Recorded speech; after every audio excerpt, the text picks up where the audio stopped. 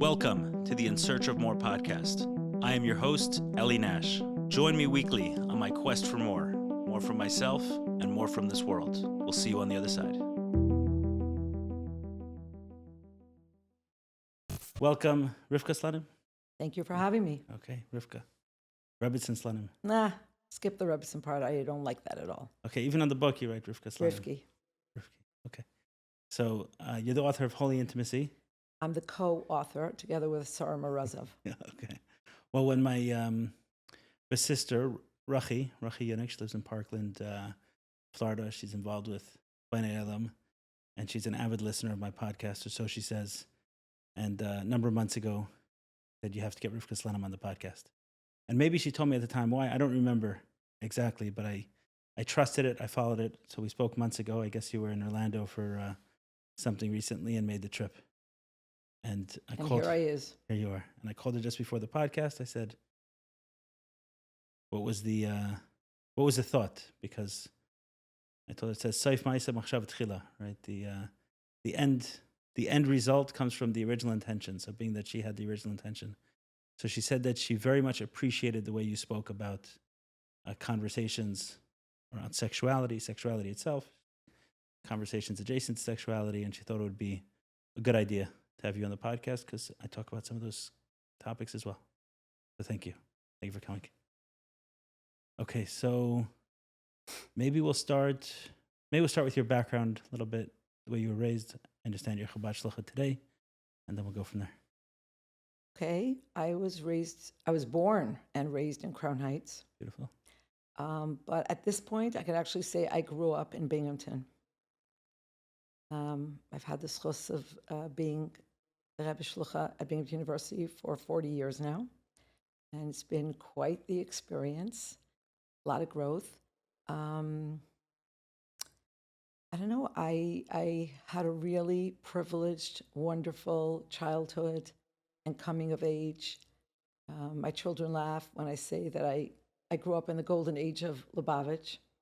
What was the golden age? I don't know that there is a golden age, but to me it seems it was the golden age because the Rebbe was so accessible. The Rebbe was there. We could see him. Oh, you're saying prior going on shluchas? Yeah. Right. And the Rebbe was seeing people on Sunday for dollars, and there was just so much going on, and there was so much interface. And there was a lot of excitement around, new mifsaim, and shlichus was beginning to really grow as an enterprise. And there was already the dawning, even when I was, a adolescent, but I couldn't have articulated it then. But now looking back, there was already the dawning that Chabad Lubavitch was going to move from being this eccentric peripheral presence in the Jewish world, kind of like a fly that the whole federated world was trying to swat away. The whole what world? The federated world, the organized world, the whole alphabet soup of, the Federation and the from both sides, and the ADL and the JCC, etc. And we were just like this nuisance. But already then you could see the dawning of us becoming a very important, if not central and axiomatic to the Jewish experience in America. You could already see how the Rebbe was reshaping the contours and the landscape of Jewish life. So it was golden age. I got you. That's interesting because that's the only Chabad I know, right? I know Chabad as anywhere you go, there is a Chabad, and it's outside of Crown Heights. It's pretty well respected. Wasn't always the case. And I think even in Chabad, people, I always say we're at least 100 years behind the Rebbe, maybe 1,000, maybe 1,000,000. If you're going to talk in spiritual terms, forget it. It's infinity and we're finite. But there was a lot of resistance to shlichus in years before, at the very beginning, in the most nascent stage. I think a lot of people did miftzaim with Kabbalah Sa'ol. They didn't understand what the Rebbe was looking to do. Oh, the Rebbe wants a Hanukkah menorah in the public forum. Okay, that's eccentric, but I'll do it with Kabbalah Sa'ol. Now looking back after a few decades, we could see that the Rebbe was reinvigorating American life, infusing it with Jewish pride, with passion, making people come out of the closet with their Jewish identity and rebuilding Jewish life after the Holocaust. But so it was, I think, And you would a very include special yourself time. in that, meaning when you went out on shlichus, it was just, this is what we do, this is what the Rebbe suggested we do, so I'm doing it.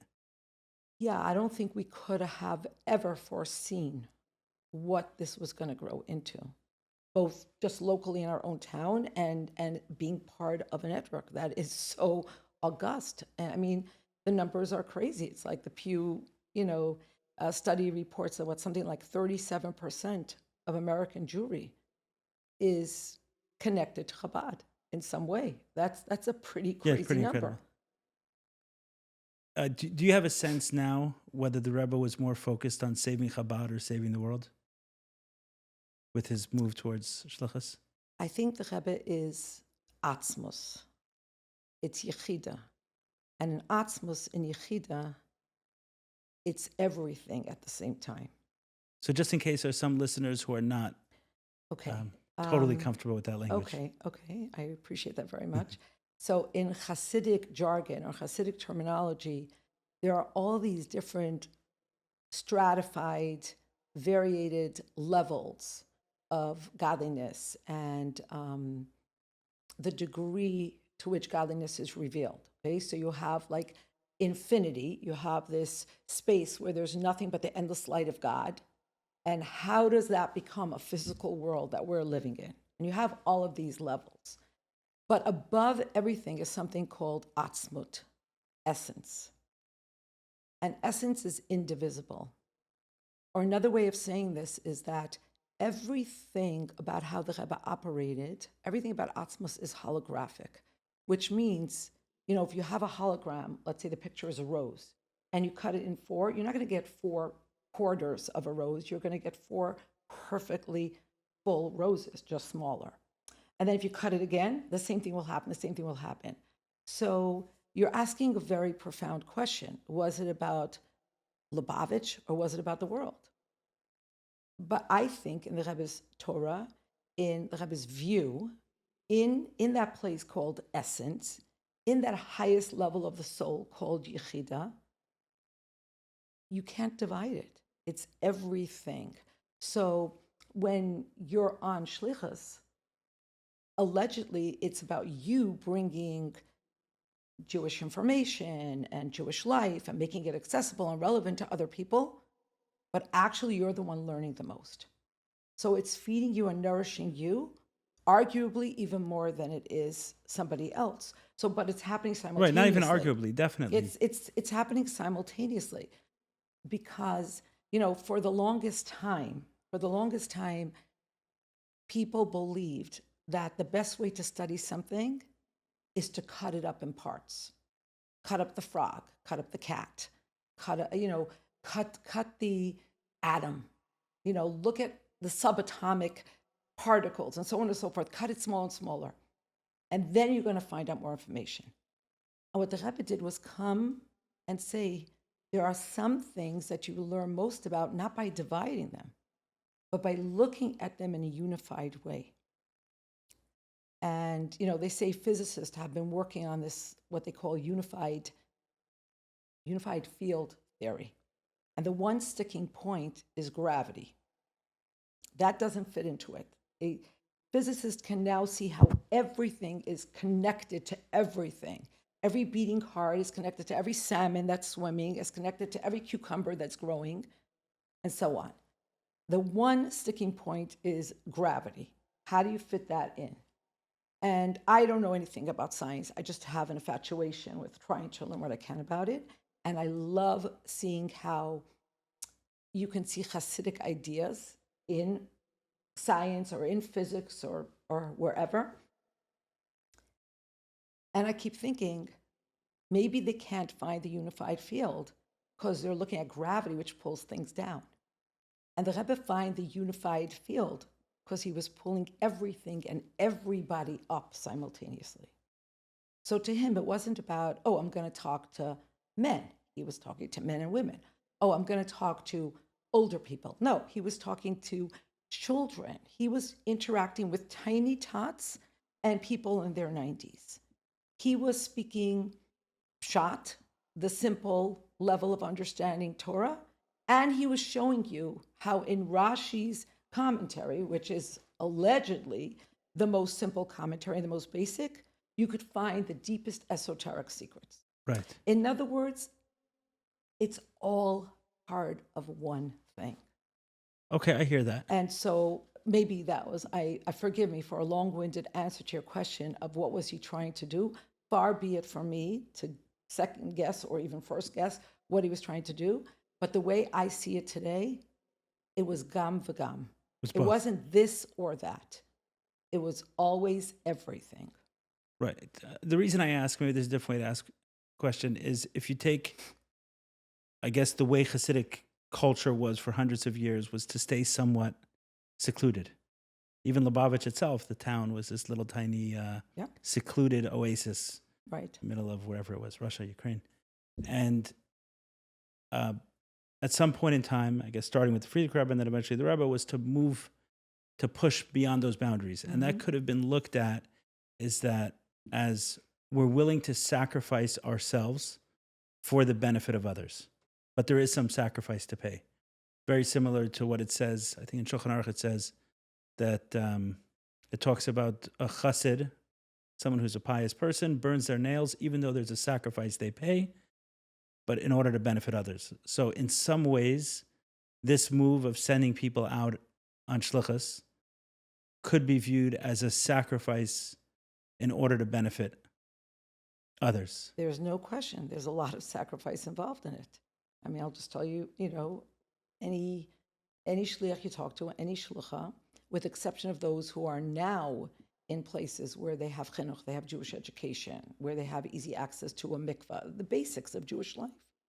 But that was not the case early on, even in very large cities. And sending children away from home, there is nothing easy about it. There is nothing easy about that. There's nothing easy about coming to a town and having to raise every cent of what you need. Yeah, the practical sacrifice I get. Those are quite obvious. And then there's the sacrifice of going far away from the infrastructure. And before social media, forget about social media, before the fax machine, there were shluchim. I mean, my brother-in-law grew up in Morocco. His father could not call his parents because there was no phone service between Morocco and Israel. They couldn't send a letter. Could you imagine what that means? Not to be able to communicate with your parents because they live in Israel, you live in Morocco. You have to send a letter to New York, and then that gets sent to Israel. And you could already imagine how long it took. I think that my brother-in-law's father missed some of the bar mitzvahs of his sons because they were studying in New York already. And there were different times in the history of Jewry in Morocco, but there was a time where if he left the country, they wouldn't have let him back. So the enormous level of self-sacrifice, the books will be written. And yet, I hate when we talk about the Mesiras Nefesh of Shluchim, because as you're saying, I believe that we're the richer for it.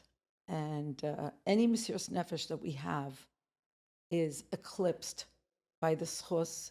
And I'm not just talking like on a spiritual level, the schos. I'm saying the day-to-day schos of being involved in this work and the brachos that flow from it. And it's not always a walk in the park. And Chabad wasn't always applauded.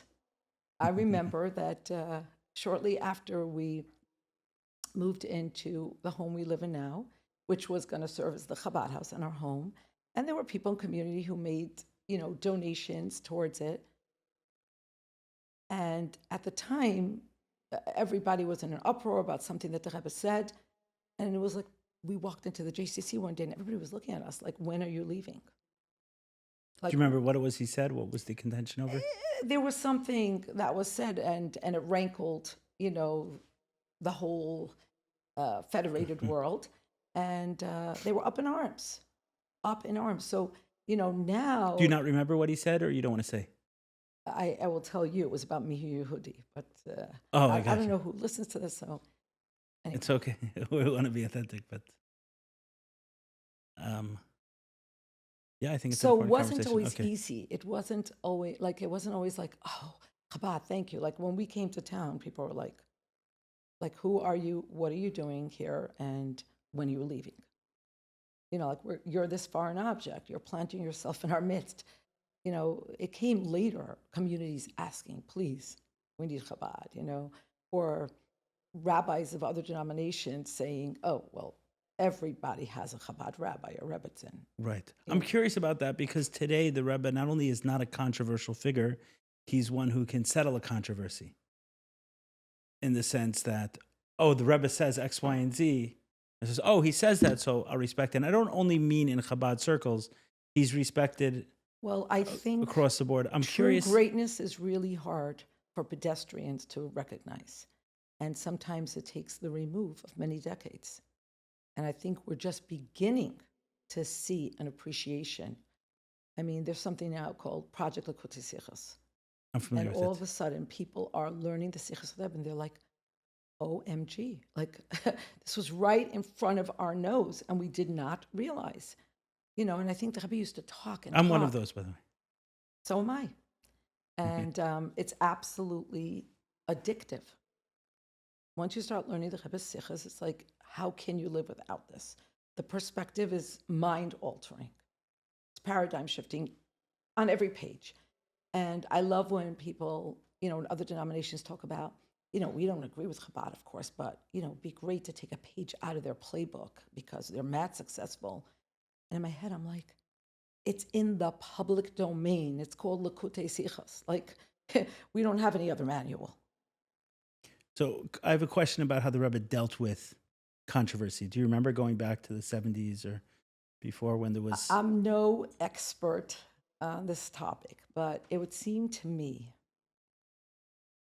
that on one hand, there were times where, and this is a matter of public record, you could see the Rebbe crying and raising his voice and getting red in the face when he talked about Shleimus Haaretz, when he talked about the integrity of the land of Israel, when he talked about the bloodshed that would ensue if the leaders in Israel did not have enough vision and moxie to worry about their people. And by the way, it was fascinating to me that the Rebbe worried about the shedding of Arab blood as well. Yes. He mentioned that.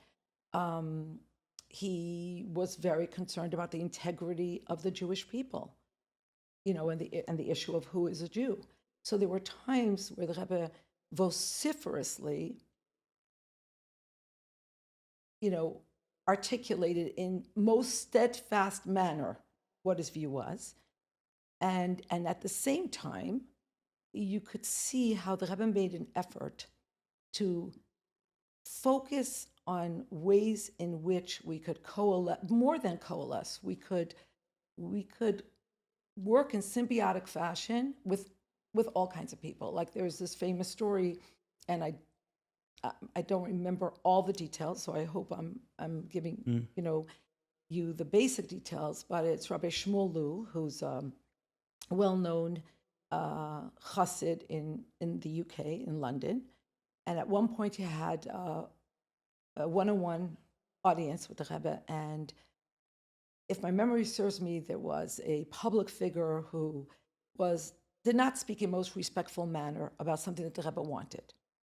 And that came up. And Rabbi Lu, in his mind, resolved to go back to London and give this guy a 1-2. And as if reading his mind, the Rebbe said to him, I don't want you to talk to him about this issue. So then Rabbi Lu relates, in his mind, he was like, okay, fine, I'll get somebody else to do this. But this has got to be done because it's really not okay that this guy is standing in the way of something that the Rebbe wants done. And the Rebbe says, and don't send anybody else to talk to him about this. But you know, there are a lot of mitzvahs. There are a lot of things he can agree on. Talk about those things. So we find the Rebbe never trafficked in the soft bias of lower expectations. It was never like, okay, I'm just going to dumb this down for you. Or I'm just going to give you like a smidgen of the truth because I know you can't take the whole truth. Like that was never a thing, okay? But at the same time, and the Rebbe was definitely not a people pleaser or anything like that. It He wasn't looking to curry favor. He wasn't looking to, further burnish his image. None of that. It was all truth. But there was time where you could see that Rebbe said, just let's focus on consensus building. Let's focus on the positive. Let's focus on the yechida. Let's focus on the nexus. Let's focus on the vortex. Let's focus on the core. Let's not get distracted by the externals, the veneer, the facade. Let's talk to the... And what was it like for you as a shliach dealing with that? Would you hope, meaning you most likely weren't discussing this particular issue that brought controversy, meaning you weren't dealing with it in your everyday. Well, shlichus. we were dealing with it because It was more of an were Israel up in question. arms. No, and people have this very erroneous idea that, or at least they did then, but I think some people still have to be disabused of this idea that shluchim are funneling money to 770. So Right. they were like, we're not going to give you $18 for you to send to 770 to have your rabbi delegitimize our rabbis and stuff like that, So we were dealing with this in a very visceral way, actually. No, I get that. I can feel it. What I'm asking is, from your standpoint, were you hoping kind of the Rebbe didn't talk about this stuff so you can, what was your reaction to it, your personal reaction to it? I think I was young and I wanted to curry favor with the members of the community. And we just, we understood that as much as Rebbe had to put out that truth, that was not going to be our entree into forging relationships with people in the community. If it came up, we didn't shy away from the truth that the Rebbe was espousing. And I think, and I wish I could remember the year where at a certain point the Rebbe just really didn't want shluchim to engage with this. It almost seemed like he went as far as he could go with this, and it was an issue that gave him no end of pain. And he foresaw the morass that we're dealing with now. It's a mess. What is a mess? How to know? The fact that there are so many people walking around that think they're Jewish but are not. There are people who don't know they're Jewish but they are. And the Rebbe wanted there to be integrity of the Torah, integrity of the Jewish people, and integrity of the land of Israel. At all costs, he wanted to maintain that. And it was with a tremendous amount of pain that he foresaw that wasn't going to happen. Right. I know of a couple of situations where someone dating someone else, about to get married, should they... Oh, it's horrible. Yeah. Are they Jewish? Are they not Jewish? It's terrible. Could you imagine? You come to a rabbi, you want them to marry you. Anybody who's operating within the parameters of Jewish law has to do some kind of investigation to make sure that these two people can be married according to Jewish law. It's horrific. Here are these people, they fell in love, they want to get married, and they want you to marry them. So that means you have a close relationship with them. And then you have to look them in the eyes and say, actually, I can't marry you because you're not Jewish or she's not Jewish. Or... Right. Having the conversation 40 years ago would have been much more comfortable than the one today. What you're saying. It's getting worse and worse with every passing day, with every passing week. So when you look, whatever you do or you don't do in terms of Jewish observance is one thing. But when you touch on these core matters of marriage, divorce, and conversion, you're messing up generations. And there's so much collateral damage. I hear it. And so many innocent people caught in the crossfire. I mean, they're just lay people, right? Their rabbis were supposed to do the right thing by them, give them the right counsel. Right. Yeah, and it's not enough for the person themselves to consider themselves Jewish. It can bump up years later with their kid marrying someone else and what their rabbi says. Exactly. Yeah, I've seen it. Okay. Let's get to the book, the book on holy intimacy. Okay, so I guess it's somewhat bold to write a book about this topic, so I'm curious what led to the decision to do so. So the interesting thing about shlichus is, and the Rebbe speaks about the difference between a shliach and an eved. An eved is a servant. They have to do what the master wants in the way that the master wants it done. A shliach is an emissary, a proxy. They're deputized to do something specific, but it has to be through the agency of their cognition, of their emotion, of their talents, of their particular modality. So that's the interesting thing about a shliach. Like in Jewish law, you can deputize somebody to do things for you, and it's as if you did them by yourself. So on the one hand, it would seem like the shliach doesn't really have their own personhood. They don't have their own entity. They're simply, your long arm. Right. But on the other hand, halacha says that somebody who's not an adult, somebody who doesn't have full faculties, cannot be an emissary. So it's this paradox where they're an extension of someone else, but they have to have full capacity. And so I mention this because everybody's shlichus looks different. You're not going to walk into two Chabad houses and see the same thing. It's not like McDonald's. It's not cookie cutter, yeah. It's not cookie cutter at all. And it's not just that you're not going to see the same decor, you're not going to see the same style building, that's for sure. But it's going to happen. It's going to be funneled through, who's on the ground, Mm-hmm. the boots on the ground. And you never know what your shlichus is going to look like. I don't think most shlichim know what their shlichus is going to look like till it unfurls in real time. And so in my particular case, I'm on a campus. I arrived on a campus. And that was a journey. So you are a campus shliach, or it's also part of your domain? So I'm old. I precede the notion of campus shluchim. We went to Binghamton, and it was very obvious that the most important need was to minister to the Jewish students at Binghamton University. 50% of the student body of Binghamton when we arrived was Jewish, and yet there was no organized organization. The students were doing whatever they could. The Jewish students were just kind of doing their thing. It was anomalous. But that being said, this was before Chabad on campus. This was before the notion of campus shluchim as opposed to C-teen shluchim, as opposed to Chabad young professionals. Shluchus wasn't stratified. You went and like Rabbi Sudik asked the Rebbe, what should I do when I get to England? The Rebbe said, there are many things to do. You will find what to do. It's that idea of the Rebbe says, Kayach atzmai. I want it to be yours. I want you to own this. So in my case, I came onto a campus, and at the time I was actually younger than the juniors and the seniors. And it was more than a little intimidating. And I was obviously looking for ways to connect with the students. And I had this idea to do a Friday night dinner for girls.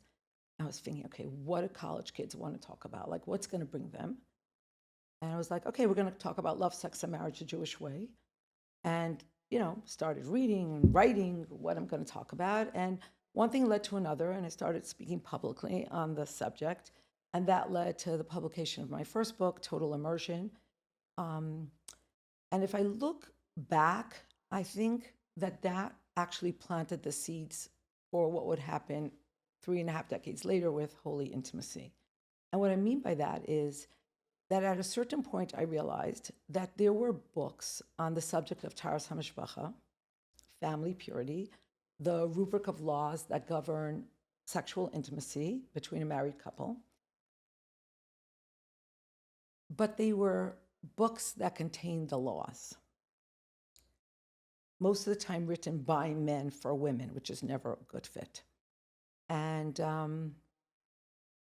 so what we had was a language about, but there was no language that came from within the experience. And it was important, of course. In both cases, meaning in the mikvah well, I'll and start the with mikvah, then I'll get to Okay. the sexuality, which is more complex. But in the case of mikvah, for instance, there were no books about what does it feel to go to the mikvah? What does it feel like? What are the hard things about that? what are the nice things about that, and so on and so forth. It was just, okay, this is what you have to do, this is what you have to do on this day, this is what you have to do on that day, and so on and so forth. It was very didactic. I mean, it was instructive, and you need that. But you also need to have language from within the experience, and that was missing. So I put together, writings on the subject that became an anthology called Total Immersion. Flash forward many years. Let's stay a little bit on that book. What was the Okay. message you were trying to convey with the book beyond this describing the First, experience? I wanted to make certain that people understood that this was absolutely axiomatic to Jewish observance. That, if Judaism is a table, there are 3 legs. One is Shabbos, one is Kashrus, and one is Taras Mishpacha, family purity. And I think that for a lot of Jews, it does seem very tangential and peripheral. Yeah, but where did this come from? The Shabbos kosher? Because in some ways we say Shabbos kosher and Taras Mishpacha as the 3 legs of Judaism. Because in some way we say no mitzvah is more or less, bigger or smaller. Okay, so it's true that on one hand, and the Rebbe does a lot of writing and talking about this, from the perspective of it being the will of the divine, no mitzvah can be small, no mitzvah can be unimportant, because if God is infinite, then every mitzvah is infinite. And yet, like in any system, there is a hierarchy. So if somebody's going to convert to Judaism, the first discussions are not going to be about what kind of myrtle branches you should put near the lulav, like what kind of hadassim are kosher for that mitzvah. It's going to be about Shabbos, Kashrus, and Taras Mishpacha. Those are the pillars of Jewish observance. From a practical and way, from, do you understand and from why? a theological. Do I understand why? I think it's testament to the fact that, and a lot of people don't understand this, that Judaism is not people understand Judaism is not a church-based religion, it's not an ashram-based religion, it's not a mosque-based religion, but it's also not a synagogue-based religion. It's a home-based religion. That is the locus of Jewish life. Shabbos, Kashrus, and Taras Mishpacha. If you never go to shul in your entire life, you could still be a 100% observant Jew. And I think this really came into sharp relief during COVID. Everything shut down. The only thing that could not shut down was mikvah. You can't have Jewish life. I mean, not only can you not have marriage without mikvah and intimacy without mikvah, you can't have progeny. So you're basically talking about the future. And also, you can't have people living without So how intimacy. was that dealt with during COVID? I never oh my gosh. thought of this. That's a whole different podcast, perhaps. I mean, it was wild. It was wild. As you know, as everybody knows, there was a tremendous amount of fear. There was a tremendous amount of disinformation, lack of information. Nobody knew what we were dealing with. I just like to call it government tyranny. Yes. So can it be transmitted through the water? Can it be transmitted through the vapors that rise? Okay, right. Early on, the first 3-4 months, people were genuinely concerned. Yes. But even afterwards, as you know, government tyranny. So how are we going to manage this? How are we going to have multiple people using one facility? And so some mikvahs were shutting down, some mikvahs were open only under certain conditions. And then how are you going to screen the people that are coming to the mikvah? It's not tenable practically to drain the whole mikvah between every user. Right. And like, who's at home? It's unbelievable. This is the first time I'm having this conversation. The first time I even thought about it, but it... Oh, Eli. Yeah. It's a whole world. It's a whole world. Women had to choose. What am I going to do? Am I prepared to live without intimacy? Can my husband say he's prepared to live without intimacy for another month till we see what's going on here? Or do I take the risk? Am I going to come home with COVID and make him sick and the rest of the house? Or somebody in my house has COVID. Am I going to make God knows who sick? Right. Then you had women who are working in hospitals. They have lives. And I have to say that Chabad shluchos I have to single them out. There were others also. The Mesiras Nefesh, the self-sacrifice of women for this mitzvah, and of those who kept the mikvahos open. And people were going at odd times to the mikvah. There were, in some cities, lockdowns, so they were calling them curfews. Yeah. You couldn't be on the street.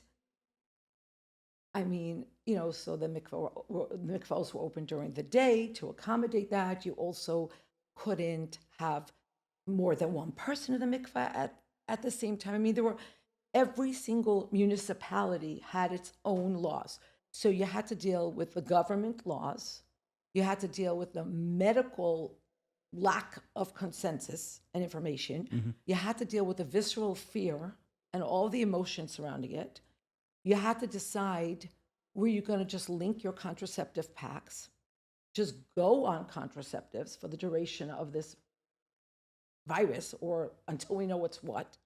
You had people who were in the midst of fertility treatments. You're talking about a tremendous amount of emotional, financial, physical resources that were like put on ice. I can go on and on. Right. But one thing became clear.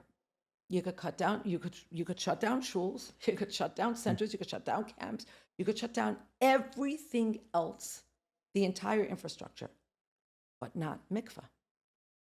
And people were doing things like, immersing in oceans and other bodies of water, not a walk in the park.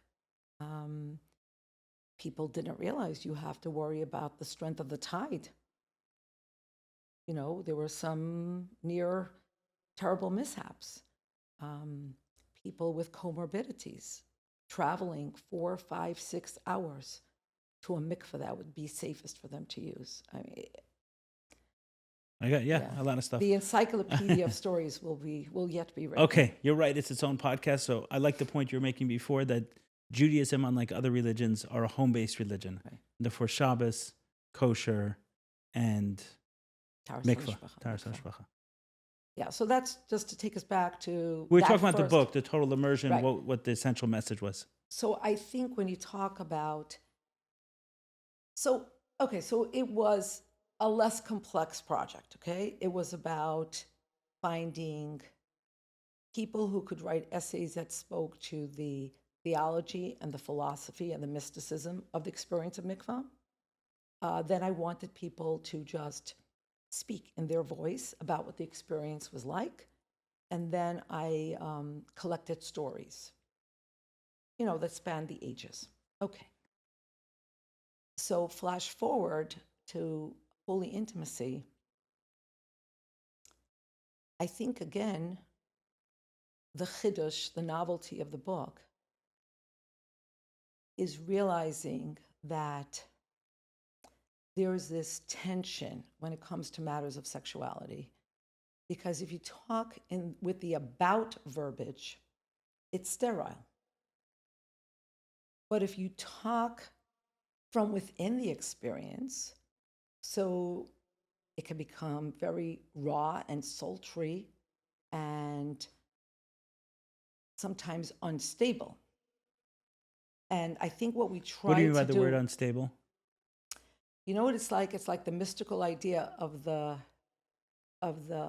lights of Taihu, of the first primordial world, where there are these like unvarnished, untrammeled lights of God, but it's unstable.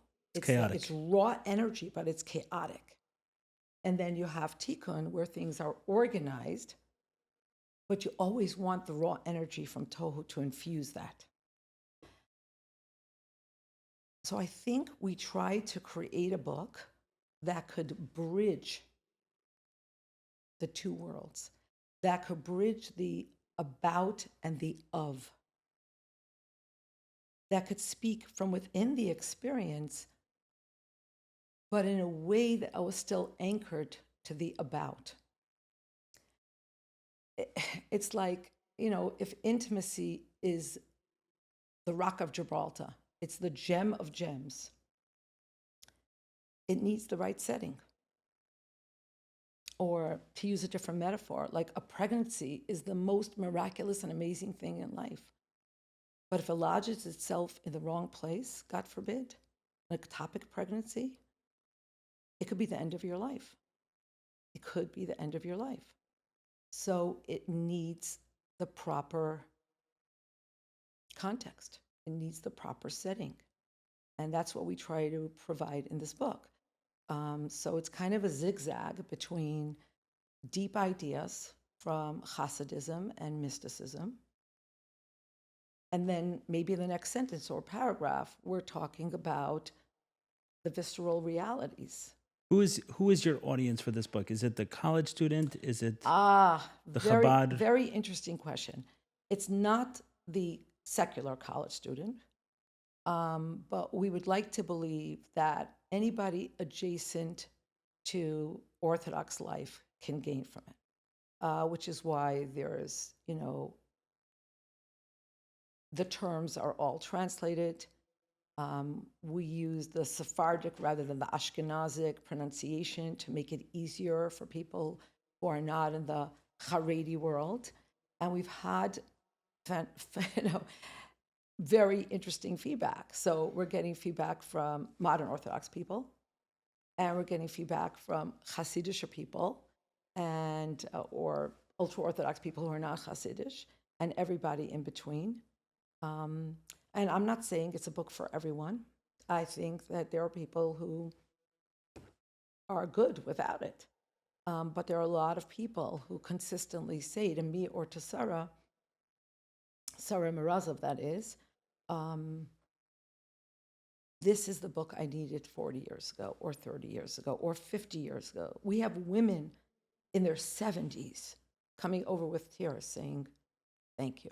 Not to mention young girls. So, like we wrote in the book, we think it's a book to grow with. Things that will speak to you when you're young will sound different when you're married for 10 years or 20 years or 30 years. And, we address the whole gamut of, men and women touching casually, men and women drinking together. What does engagement look like? Marriage, intimacy.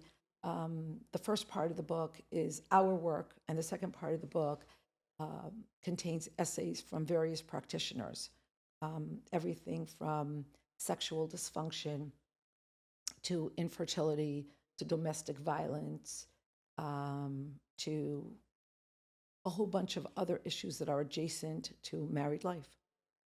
Has anyone else tried to do something like this? Not that I'm aware of. Not that you're. Not yet. Okay. Why now? You wrote the book a few years ago, right? Yeah, not that many years ago. I think it's 2 years, maybe 18 months or 24 months. Why now? There's always a tipping point, like things come to a head, okay? So I think what happened is that became more and more apparent to both Sarah and I. So let me just explain that I would call Sarah the dean of college teachers for the Chabad Lubavitch community. I don't know what maybe I should have looked that up. I don't know what her official designation at Chabad.org, at Mikvah.org is, but, she's very involved in that. And so very involved in doing a lot of teaching on the subject of intimacy, guiding, mentoring, dealing with couples who have issues. She is a teacher in Rivkah Seminary. She was a teacher in a high school for a very long time. She has a tremendous amount of people who look to her for counsel in this area of life. And quite parallel to that, we're first cousins, and we were always friends.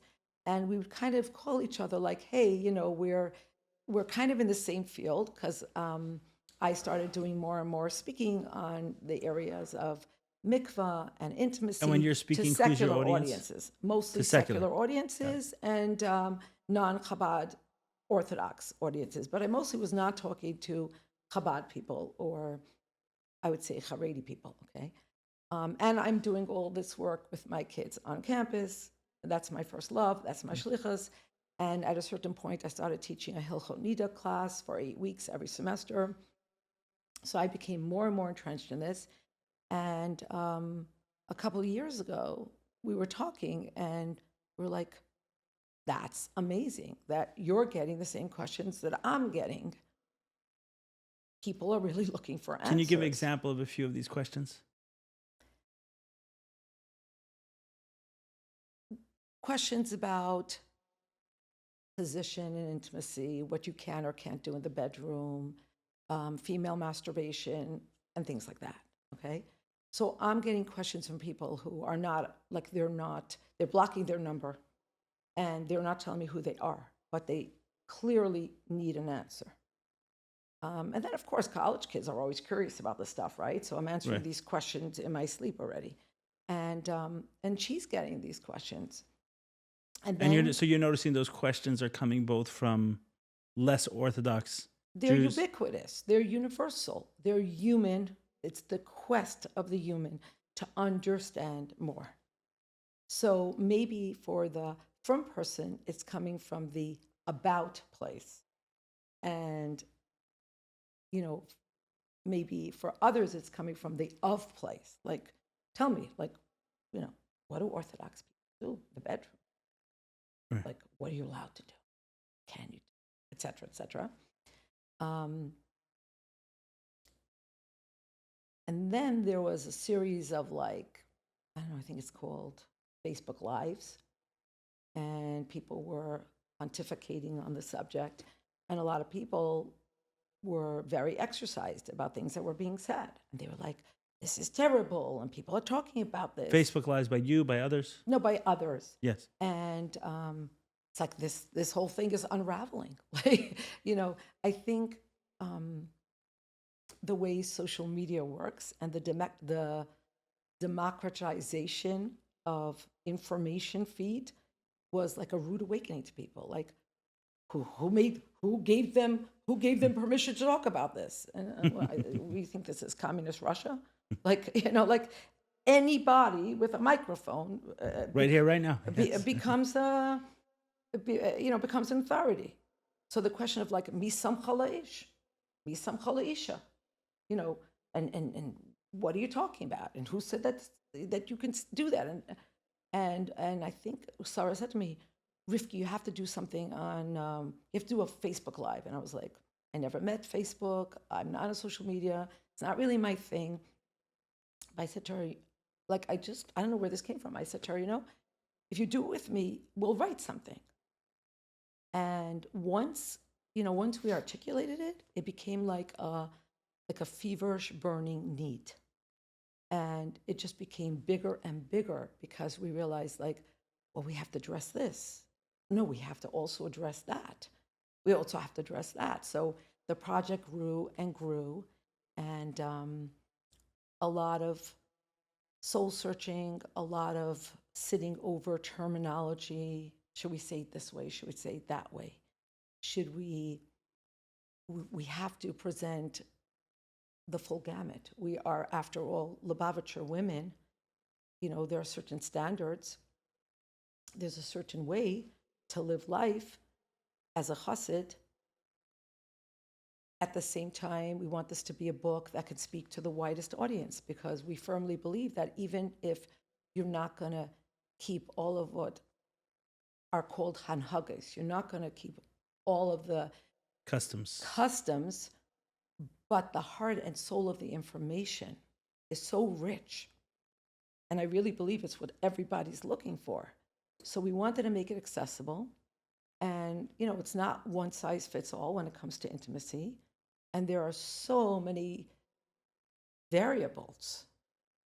And so there was, a lot of consulting and checking and should we say it this way? Should we say it that way? And who's speaking in the meaning? Who's the authority in it that someone's relying on? Is it you? Is it Sarah? No.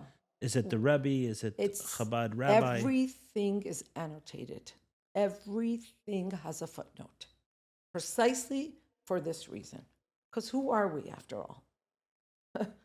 We don't, we're not authorities. We're, Everything is footnoted. Everything is sourced.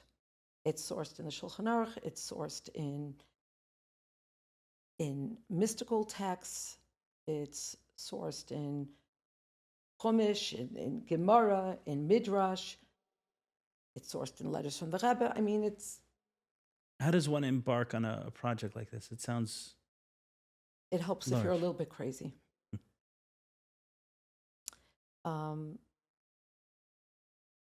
At a certain point, it was passion that was fueling this. Like, it wasn't like anybody was funding us to do the research. It wasn't like everything else in our life had ground to a halt. But we truly believed that this was necessary. And that it was not fear to our young people and even to our older people to say, you shouldn't be getting your information from the web. That's not a safe or good place to get information. Okay, so where should we get this information, please? You know, they say that the mold can only grow in the dark. Fungus grows in the dark. So, okay, so where's the light? And the ironic thing is that nobody has such riches as does Judaism in general, and Hasidus and Kabbalah in particular, on this most important area of life. So it's almost like a crime not to share this.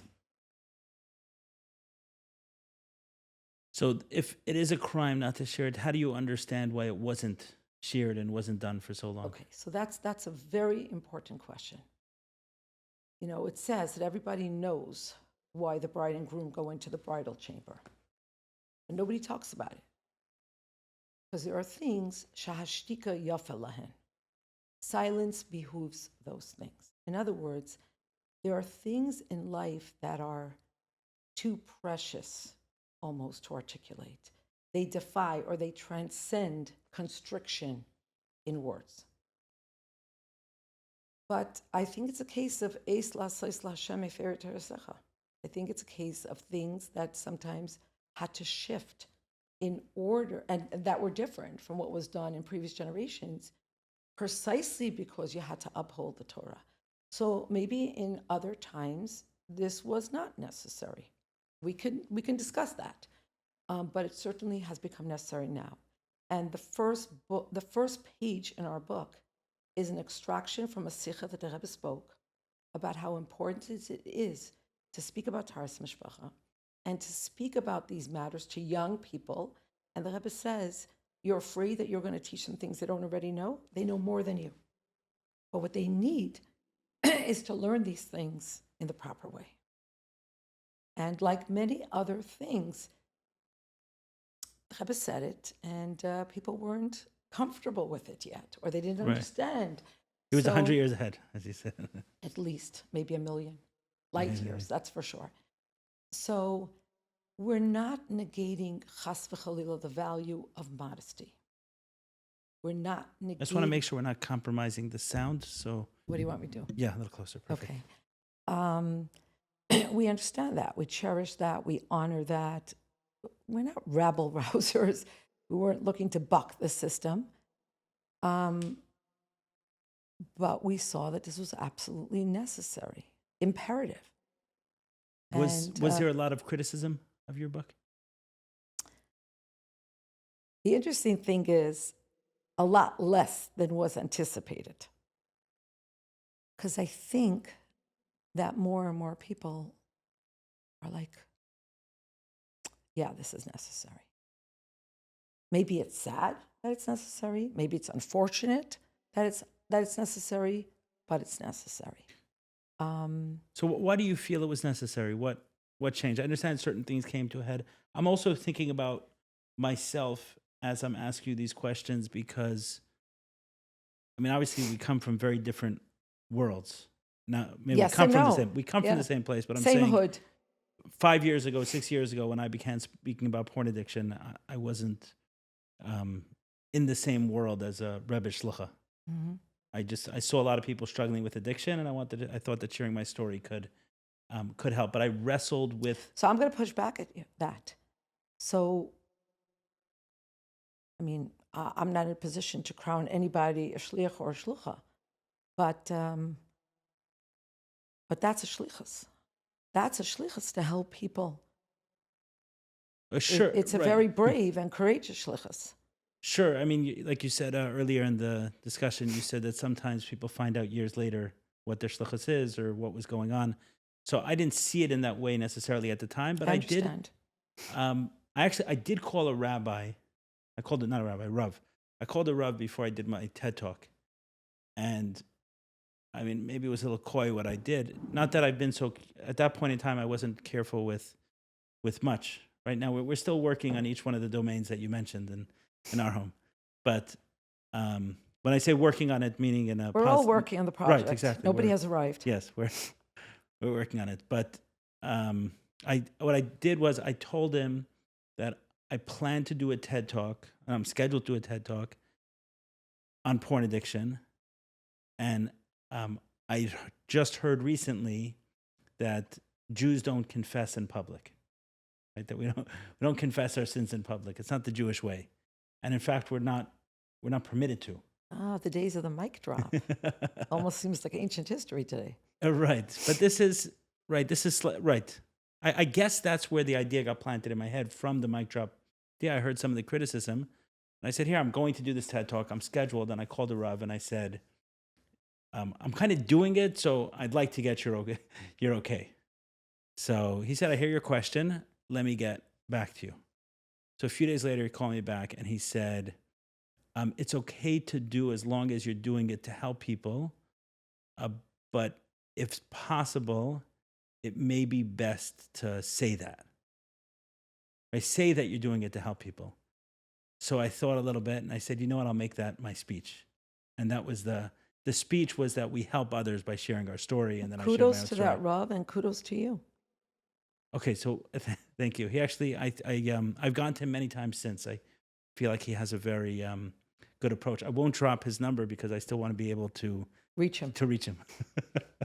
But or his name. But I was coming from that standpoint, right? Meaning I'd seen people in pain. I really didn't need anyone's haskama, so to speak, because to me, anyone who wasn't giving it, I was learning a sikha recently, and the Rebbe said, like, you don't need to go to a Rav for a heter to deal with the issue in front of us, like to get a heter to say, can we, I think, be Mavatal Tamatur or something like that. Like the fire is burning. Get exactly the topic he was talking about. But there's a fire burning and you don't even need to go to a Rav for a heter. Like it's very clear it's an emergency situation. So from my own experience, I saw what was there. I didn't need a haskama from someone to tell me that I was in the right direction, but I was also addressing the real risk. You know, years ago I called Shay's Taub and I said I was invited to talk at a yeshiva. And not a mainstream yeshiva. It wasn't Al Torah I was talking, but a yeshiva nonetheless, all from kids. Is it okay if what do I do here?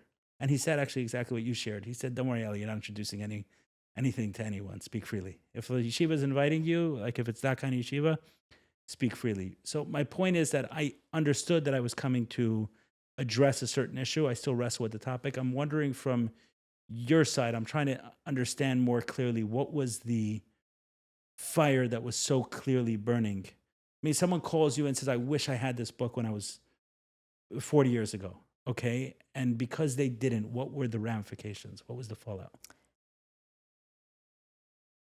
I don't even know where to begin.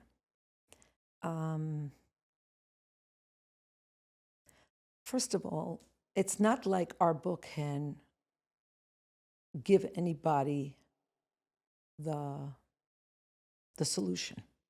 So if your husband is involved in pornography or he's so depressed that... Is your book written for women? Yes, it's written for women. From what we hear, a lot of men are reading it as well, but it's written for women. It's written in a woman's voice to our sisters. Your husband's depressed. You go to the mikveh, you come from the mikveh, he's out to lunch. He's not coming home for dinner. What do you do? You're struggling during the days of the month where you can't be physical. You have pain during intimacy. I mean, you don't understand how to relate to intimacy. You don't understand. You're going from,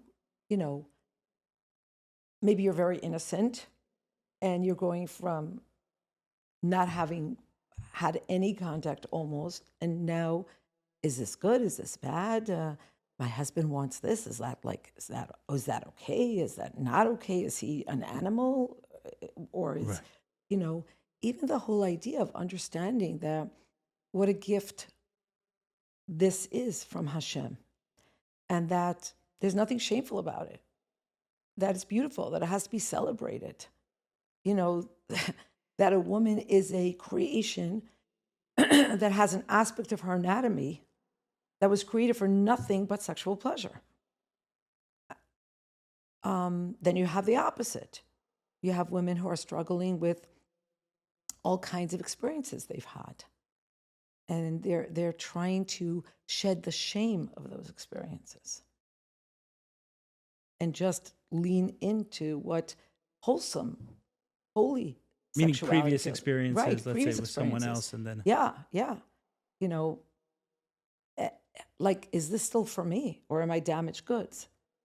And I'm not even, this is just the beginning of the iceberg. So there's just a lot of different issues we deal with. you said that you received less criticism than you expected. Yeah, But less there was pushback. But there was some. Yeah, I think that there are people who are uncomfortable with these issues being discussed so openly. Like if you go on Amazon, there's this person who writes a review and she says, some of the terminology is not for everyone. Why are they using these words? Something like that,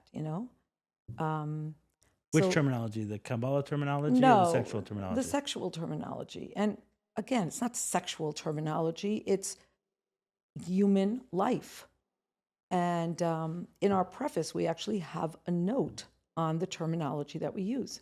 How we explain that we are not going to traffic in euphemisms because it's not helpful. And when it comes to halacha, you have to be clear, number one. And number two, we want to take back the term sexuality because it's been sullied. It's become sordid. But sexuality is a gift. It's a dimension of life. It's the strongest urge, the second strongest urge in a human being. After hunger? After Breathing? the desire to survive. Okay? The first description of humanity is Zachar unekeva bara otam. Our sexuality is not a small part of who we are. And we vociferously wanted to use that term to purge it of its negative innuendo. It's like it's schlepping along so much baggage, but it's a natural function.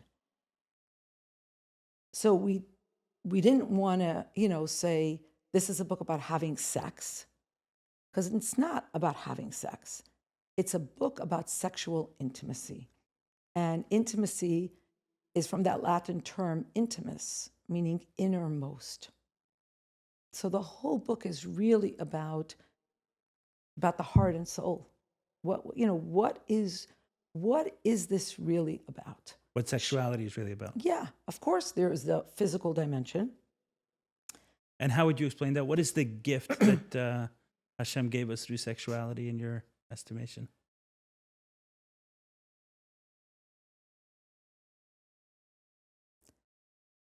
The ability to become one flesh with someone else. To become one. And all of the laws surrounding this, or the customs surrounding this, all nourish and nurture this same point. Like, for instance, you can't be intimate with your spouse if you're drunk, because then you're not there. What about if you're both drunk? Then neither one of you are there. So the best you could say about that, it's mutual exploitation. You can't be with your spouse if you're thinking about someone else. You can't be with your spouse if you're considering divorce. An incredibly high rate of babies born from couples who are getting divorced. Oh, This is like a divorce. Sex is a thing. was it but- one can't be with their, If you've decided, or you're even contemplating, getting or a if someone divorce is, yeah, from your spouse, you can't be with them that's a law. according to halacha. Oh wow. You can't be with them if you're thinking about someone else, because then what are you doing? Like, maybe you're there in body, but you're not there in heart and soul. Or, like, for instance, the whole thing about it being dark. It's not about prudishness. It's about, okay, you really want to be with this person? You want to be with them with your eyes wide open? Okay, cut the lights so you could be with them and not with their parts and not with the external. Just them. Is it meant to be pitch dark?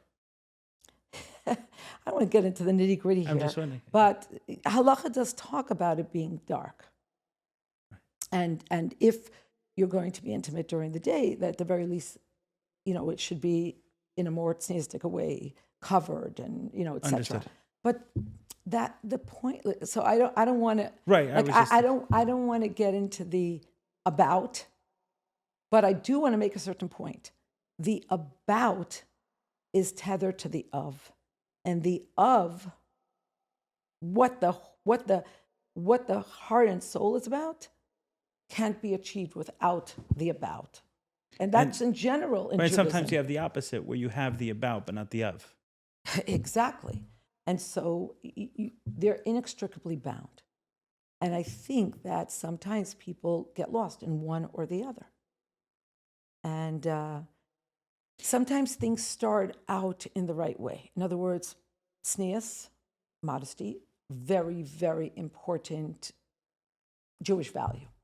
But you know what? It has served the mitzvah of mikvah very poorly. In the Sephardic world, it never got lost.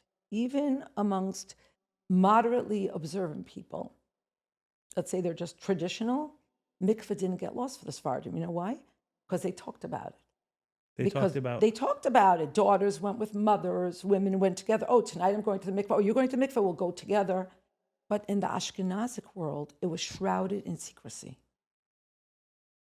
And it became something you either joked about, or you were reticent about, or you were shamed about. And that's pernicious.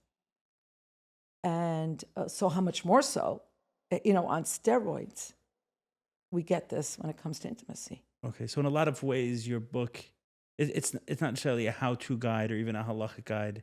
You're trying to abolish the shame that surrounds sex so that the core can be retained. It's more than abolish the shame. It's just, let's talk about this. Let's talk about this. For the purpose of? Of understanding it, of understanding ourselves, Right. of understanding Well, I said abolish shame so that it means. could be. Yeah. Take it out of the shadow and shine some light on it. So if you had to explain to, I don't know, let's say one of your critics why it's so important to remove the shame from sexuality, how would you say that? I really believe, how they say, the liberal is a conservative that hasn't been mugged yet. Yes. It's the same thing with this. Once you start listening to people, you start listening to their pain, the question of why you need this goes away so quickly. So quickly. It's like a no-brainer. This is not rocket science. This is something we need to talk about. And I think we've never seen, as we see today, the negative ramifications of not talking about this appropriately. And could we be specific about those negative ramifications? I mean, I guess I see it in my world, like in the world of addiction. I think it's very, very connected to Absolutely. to shame.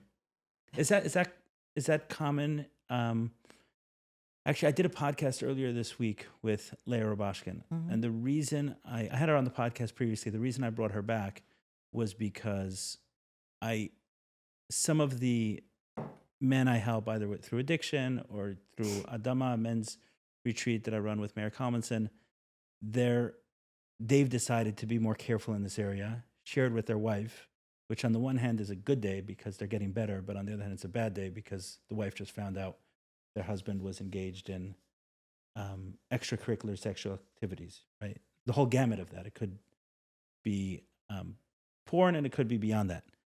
And I just felt, and then I had a few women who I was talking to their husbands reach out to me and say, can you help me with this? And I was like, well, not really. I mean, a little bit I can talk to you, but I don't have your experience.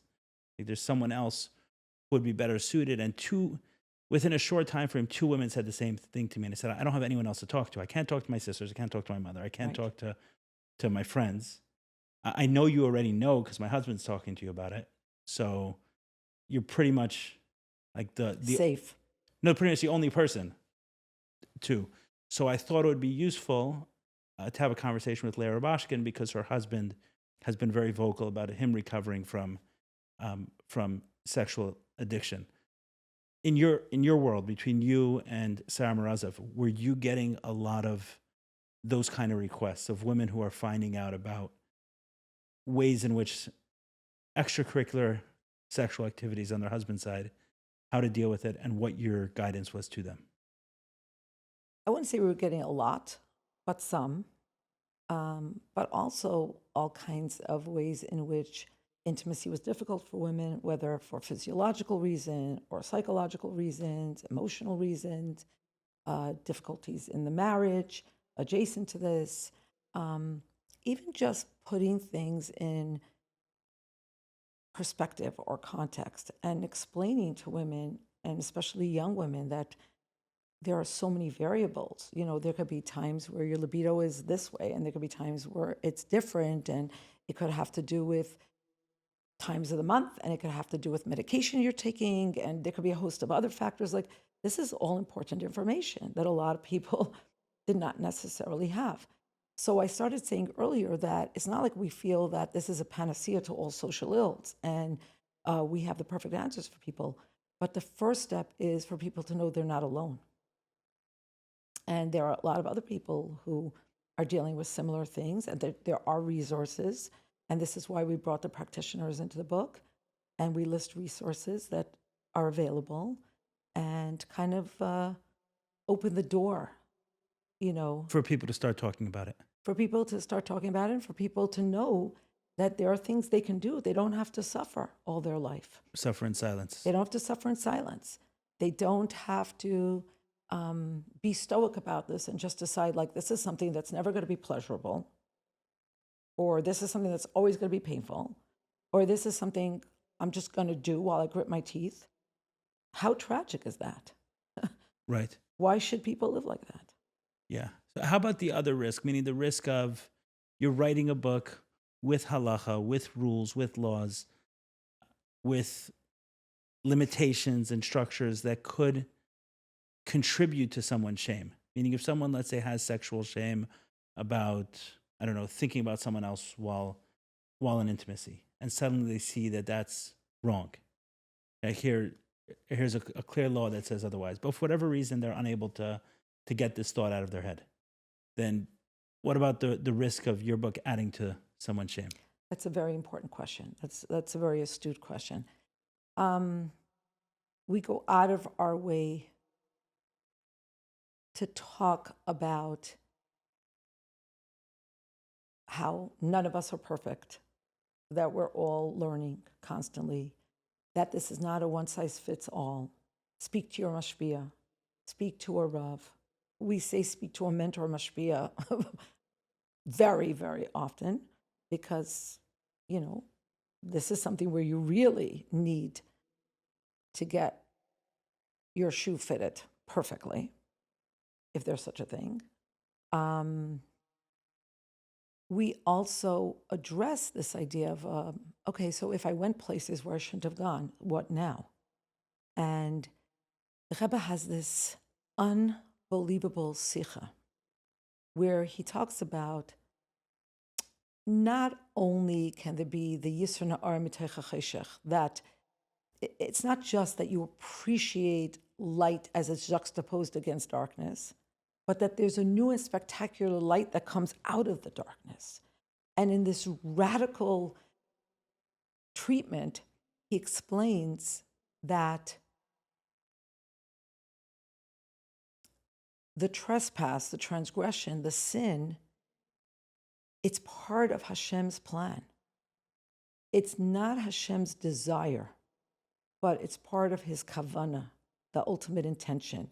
In the same way that it's not in the plan of the parent for their child to get their knee skinned or a big bump on their head, or God forbid, a concussion because they fell down the steps.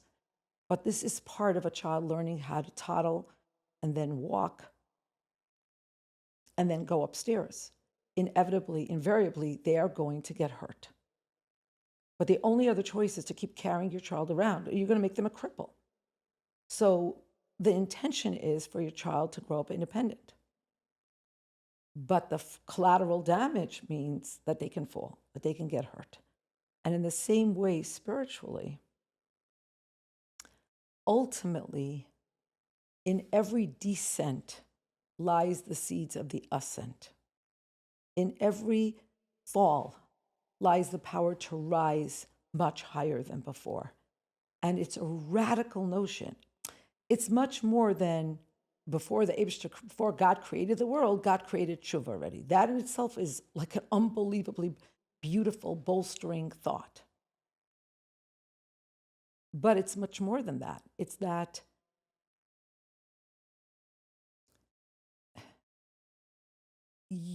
you're not damaged goods. The Eibishter foresaw this. For whatever reason, this was your trajectory. But it's not out of network. Right. And I think that, I still have my question, and I'll tell you why. Okay. So I had a guy reach out to me this week. He's come to, I know him from retreats, otherwise. And in his mind, he struggles very heavily with pornography, in his mind. But when I've actually spoken to him, he struggles very lightly with it, meaning as it relates to, on a scale of the people I've spoken to, his pornography use is very seldom. He has several kids, single father, divorced. So his situation is also somewhat difficult, and also dealing with emotional stuff, financial stuff, stress. Like his life isn't easy on any stretch of the imagination. But what's fascinating to me is that he's coming to you with his struggle, and you said he's a single father, right? That means he's coming not because he's afraid his spouse is going to find out, or not because she's already found out and he's afraid she's going to split, or not because she's reading him the riot act, but because something within himself is upset. And that's huge. Yes. Something within him. But what I actually told him that is, I think that something within himself is a little bit too upset. And I'll explain it. This is why I kind of wonder like how Allah deals with these things. And I don't know, but I deal more, I'm thinking sexual shame, sexual addiction. And it's not my job to deal with halacha. But I understand the risk sometimes of publishing halacha and how that bumps up to sexual shame. So I'll explain. In this case, I was speaking to him, and he said, I told him that if you ever have an issue, you can reach out to me. If you ever have something, we can process it. So he sends me a message and says, the other night I spent a few hours on not full on pornography, but like Instagram and sexually explicit pictures, and I'm kind of like in that mode. So I said, what prompted it? So what prompted it is some travel, but also it's been kind of several months since I've had a sexual release. So I said, it sounds like you have good reason for celebration in my book.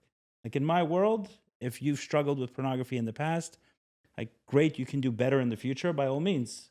But if you try to set yourself up for perfection, you're going to, meaning to me, that conversation goes in one of two ways.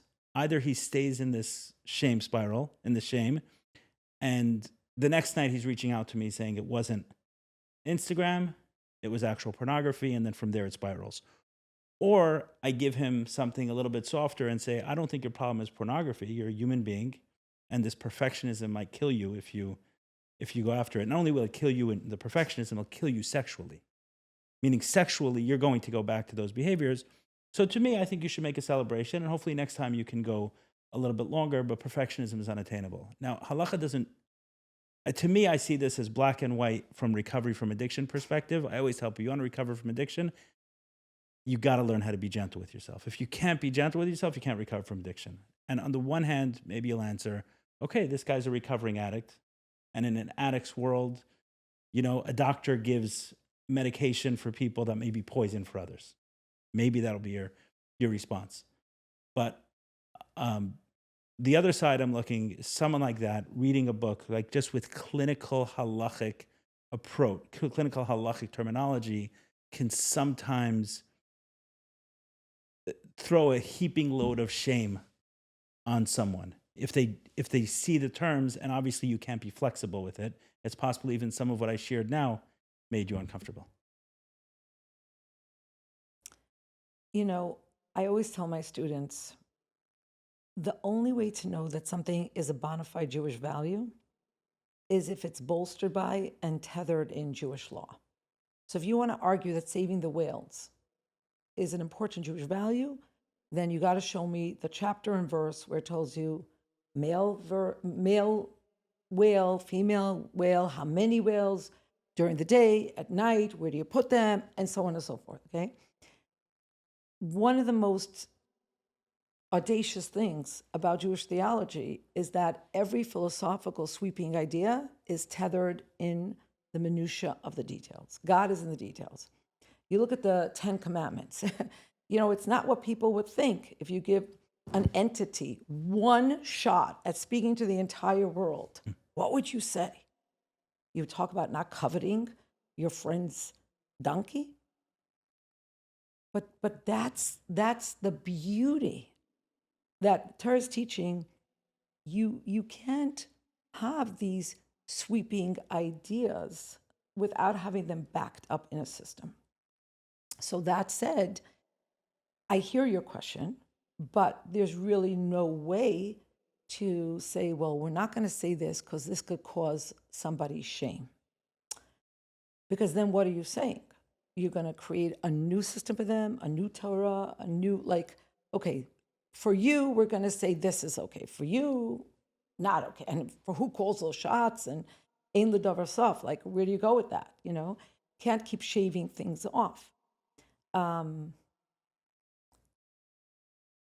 That's why I think a mashpia is so important. Because like you said, if somebody is a recovering addict, then they need something. Oh, by the way, different. it's only said b'diavad, not lechatchila. So that's so. But you didn't say that. So that's, right. No, I want to be clear from your response. Right. Yes. That's meaning once someone has gone there. That's where I was going to go with this. Yeah. So, once someone has gone so there, I be hear incredibly gentle. Hear the concern that if we're gentle on the way in, then we keep going in. Yeah. But first of all, I just want to say, we didn't write anything that's not already in the Shulchan Aruch. It's right there. It's right there. So we didn't. They used to say in Yiddish, and find America. We didn't discover America with this. Right. This is a basic halacha. So you didn't know about the halacha, and now we're causing you to know about it. We can't apologize for that, but we hope that we wrote in such a way that made clear that this is not about judgment, that this doesn't make you a bad person, that it's not all or nothing, that, we tried over and over and over to qualify. But I also, I want to say, and maybe you're not going to appreciate this, but I want to push back a little on this visceral, airborne allergy to shame. And I'll explain what I'm saying. I think the best understanding of shame I ever learned was shame is the difference between who you know you might be and who you are. And only human beings can experience that. Animals can't. You could go to the zoo and stand in front of the cage and see animals doing all kinds of things that a person would be ashamed to do. Why are they bereft of shame? Because they have no sense of higher consciousness. So I'm afraid that shame has been co-opted. It's been dragged into a place where it's a terrible thing. And I understand where shame could become debilitating and could become an obstacle and an obstruction to further growth. But I want to argue that shame is an important hallmark of being human. It's a mark of higher consciousness. It keeps you accountable to a higher version. And it's a healthy thing. I mean, one of the characteristics of a Jew is that we're baishanim, we're bashful. I understand bashful and shame can be two different things, but I think there's intersection. Well, there's certainly, I don't know if you're familiar with the work of John Bradshaw, I'm but not. he writes a lot about shame, and he talks about healthy shame and toxic shame, Okay. right? And I don't know if these are his words or what came to me from his words, but shame, the same thing that suggests to someone from a healthy perspective is that when I go to a bathroom, I close the door, and this is done in private and it's not public, that's shame in its healthy way, right? I am separate from this other person, and therefore I'm going to do this in private. And then where it goes into toxicity is I will always remain separate from this other person no matter what I do. Like I cannot connect with this other person. I'm incapable of connecting, and that's where it takes on its toxic. Right. Meaning it's not that I'm separate in some way, and therefore this part of my life is private, or this activity that I'm about to engage with is private, is I am forever condemned to be separate from anyone and everyone because of these things inside me. So it's where it turns toxic. That wasn't really And that's the opposite of intimacy. 100%. That is the biggest obstacle to intimacy. 100%.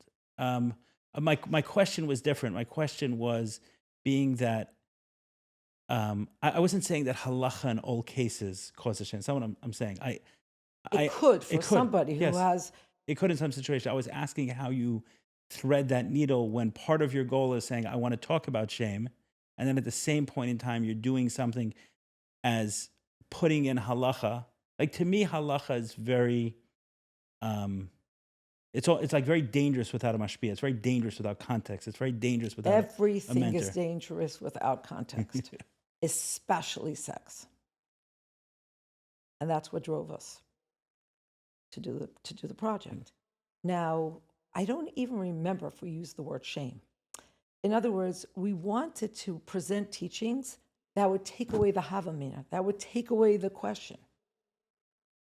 We weren't coming to answer, is sex shameful? We were coming to share that why would you even use that term about it? Understood. Okay, I think that... I wasn't. My question wasn't coming as much from challenging. It was more. I understand. Coming from, it wasn't an indictment. No, you're you're like very threading a needle. I understand. That's right. That almost embedded in your words is the risk you're trying to avoid. Is one of the risks, not the only risk, but one of the risks you're trying to. And yet, I'm going to argue that that's unavoidable. I mean, think about the work of Chabad Shluchim. You want to bring people to the beauty that is Judaism. Okay, so they're coming to your house for Friday night dinner. And they're not observant. But at a certain point, something is going to give. And you're going to have to introduce that I'm not going to be able to open that bottle of wine you brought for the meal, let's say. Or we can't drink it even on Sunday, Monday, Tuesday, Wednesday, Thursday, Friday. In other words, we want to be open. We want to make people comfortable and we want to bring them in. That is our way. And we certainly don't want to shame them, Khalila. But we are here to present the beauty. Otherwise, you're not Chabad Shlucha. You're just a member of the community. It's not just that we're not. But there's a way in which you thread the needle, which you shared like with the Rebbe, right? He has a way of threading the needle. Exactly. And we tried. I hope that Be'ezras Hashem, we were able to do that successfully. But it's more than just, we're Chabad Shluchim, so we're obligated at some point to tell people about Shabbos and Kaddish. It's that we're doing them a disservice if we don't tell them. That's a crime. How are we not telling them? They're just as Jewish as us. This belongs to them just as much as us. I mean, that was the whole idea of Mitzvahim. The Rebbe was basically saying, that Jew needs to put on tefillin in the same way that you need to put on tefillin. Okay, they may not know yet. And they're not going to come running after you, so you're going to have to go running after them. But it belongs to them in the same way that it belongs to you. Yes, I like what you're saying. But the only way you could do that is if you don't obfuscate. at some point you have to present things in their unvarnished truth. Right. Yeah, I want to be clear going back to the example I gave is the stated goal is, like with this individual, is zero pornography.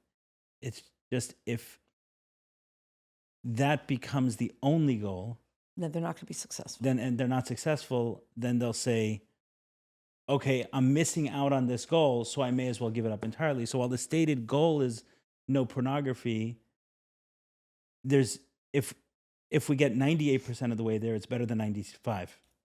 Yeah, It's and not all or nothing. It's not black or white. never That's- is. Yeah, that's all. And sometimes halacha, without a mashpia, without a mentor, without someone holding someone's hand through it, could be viewed, and it has to be like this is what it is, right? It has to be said quite clearly. Otherwise, it becomes nothing. You know what they say, that the most important volume of the Shulchan Aruch is the 5th volume. Which is The Shulchan Aruch has 4 volumes. The 5th is seichel. The 5th is discretion, discernment, understanding who you're talking to and their life's trajectory, circumstances, and so on and so forth. Was there something specifically you wrestled with when writing the book, where you said maybe I shouldn't write it for this reason, or maybe I shouldn't publish it for this reason, and then you overcame that hurdle? Was there one specific struggle you can talk to? I think the most general overriding struggle was, well, this was never put into the public thoroughfare before. Who gives you license to do this, and what makes you think that this is a good thing or that it should be done at all?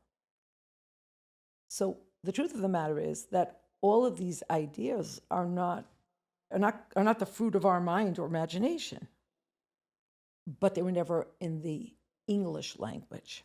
They were never they were never as accessible to the lay person. And they certainly were not twinned with the practicum. And we did a lot of wrestling with that. We went back and forth, but finally it became clear to us that we didn't have a right to not do this. And we spent a lot of time at the Rebbe's Oil, davening that only good things should come from this, and that this should be lefi hakavana, that this should be the right intention. We consulted with a lot of people. We consulted with Rabbanim, and so on and so forth, and Mashpiyim. And, I remember speaking to one rabbi who said, yes, this is correct what you're writing, but I cannot promise you that you will not get a lot of hate mail or you won't catch a lot of flack. And I said, I appreciate that, thank you, but my question to you is this correct? Got it. Okay, that's good. That's good to hear that you wrestled with that. Has there anything that surprised you since the release of the book?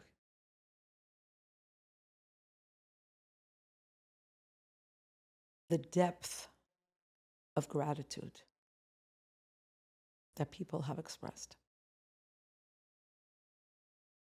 Can you and give over and over, where was this 30 years ago, 40 years ago, 50 years ago, would have saved me so much grief, so much pain, so much shame, so much confusion. And you feel that anyone who heard what you heard, meaning if hearing the stories individually, people are comfortable reaching out to you, and you've made yourself available to students and to Sarah Marazav as well as made herself available, that if people have heard these stories that you have heard, would come to the same conclusion? I think if people would understand the depth of confusion that exists, the depth of dysfunction, the potential for negative behaviors and fissure and tension and conflict that a lack of knowledge about this can introduce, there would be no question. And I have no question that there will be other works that will follow this one. In other words, this is not the be-all and end-all. And I want to repeat, I don't think that every Lubavitcher woman should read this, or every woman of any other community should read this, must read this, you can't live without this. We're not saying that. But for those who have questions and are looking for something to read, we hope they'll find something that speaks to them. Is it also your guidance to women in relationship that they speak with their husbands about sex? Meaning when you're saying, let's talk about sex, right? Which is part of what you're trying I've to... heard that some Chassan teachers are telling the Chassanim after they get married, they should read it together with their wives. That this is a good text to use as a basis or a diving board into discussion about these matters. Before we end, I feel like, I don't know why, I don't think I've ever done this, but if you have a question or two for me, only if you have one, then I want you to feel comfortable to ask it.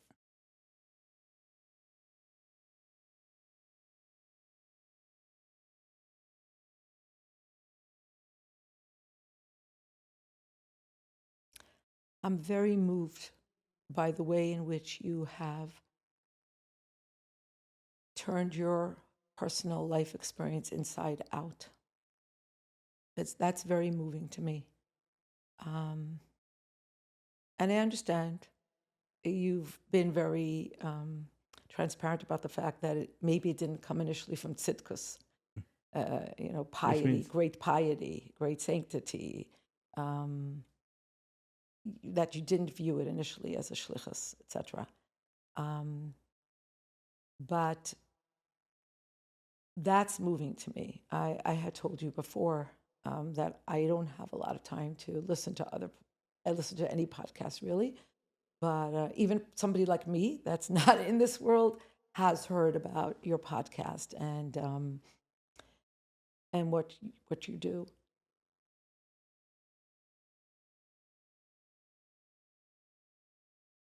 And I guess I would ask you, in which way has helping other people helped you? In which way has helping other people helped me? So as I see it today, they're kind of inseparable, similar to what you shared earlier about the atzmos and yichida of the Rebbe, like that they're one and the same thing. I had this, for a while I was very focused on this area of my life, on sexuality and porn addiction recovery. And what's interesting is that even within the sexual addiction recovery community, the relationship with pornography is very, it's a little bizarro world there, where in some sense, some will view it as a problem and others view it as it's better than the alternative. It's better than the alternative.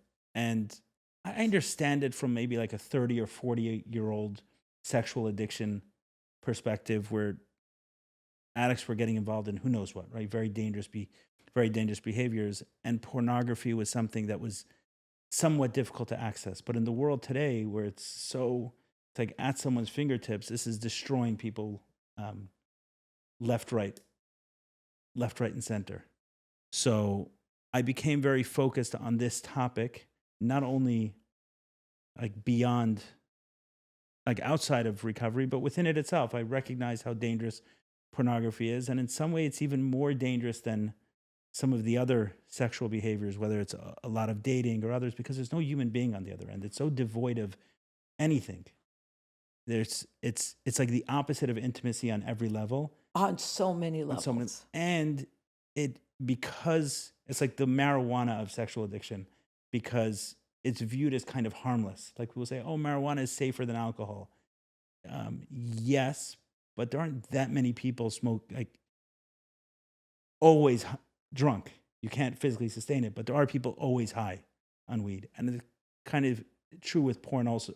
It's very hard to, if someone's addicted to prostitutes, let's say, to have 4 or 5 sexual encounters a day but someone could do that with pornography. It's very insidious, it's very dangerous, and it's very easy to minimize. And because of that, it's quite dangerous. Anyway, you're asking a question about helping And it's people. like the zero entrance pool. It's like you don't have to sneak away to buy a magazine anymore. You don't need to be going somewhere. It's like you said, all you need is a phone, and you're just deep diving in this. Yeah, quite the opposite. It's you have to do a little bit of work to avoid it in some way. Right. Like the difference. So you ask, what's like, Okay. why was this book so important? Because we're living in a swamp. Right. Yes. We're Sorry, living definitely. We're living in a hypersexualized world. There's no question about it. So, in any case, so I started helping people in this domain and having a lot of conversations. At some point, I realized to myself that a lot of people who were reaching out to me didn't have these problems. I was dealing with people with financial issues or other kind of issues or family members going through stuff. And because I speak about these subjects, people are often comfortable bringing topics to me, whatever it is. And there was this realization once that, okay, if this was all about me helping people, like if that was the only thing, then I would get people who I'm best at helping. Like I would get pornography addiction kind of stories. But I'm getting these things that are beating the crap out of me, for lack of a better word, like more complex situations. So my realization from that was that obviously the relationship with helping people is more about helping myself. So in some ways, for whatever reason, I've needed many mirrors in my life in order to see myself. So I don't really see it as helping others anymore. I'm really trying to help myself. So we're back to the same point, that in Atzmos, there's no fissure. And there's always this discussion about avodim atzmai, working on your own spiritual service, or avodim azulas, working with somebody else. But it's one and the same. It's one and the same. Yeah, it really is. It really is one and the same. I think that, like for myself, as someone, we have to start and say, okay, today I'm going to focus on this, but then it's going to come back the other way.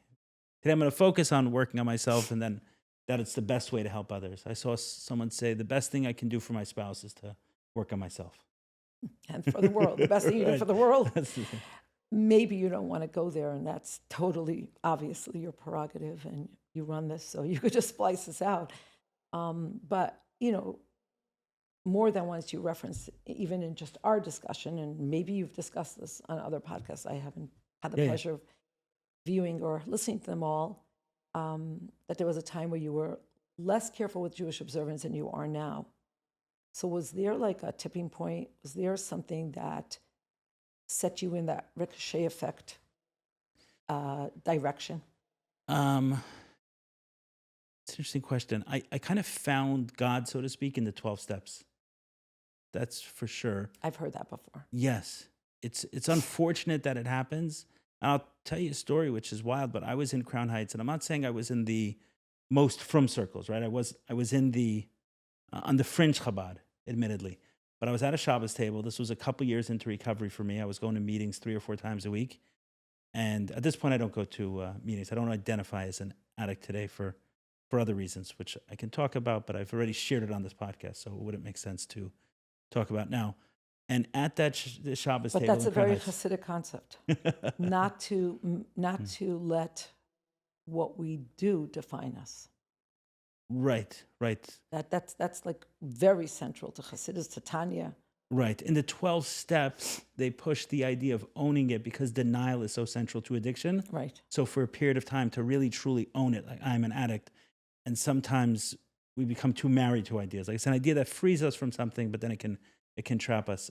I've discussed it at length, so I won't go into too many details. But if afterwards, when the mics aren't live, I'm happy to go in there. But the question was, I lost my. Was there a point? Was there an incident? Oh, in terms was there of that. like a moment? Oh, was so there an the aha Shabbos moment? table. Okay, so around this Shabbos table, I was the only person comfortable saying I believe in God, which was like in Crown Heights.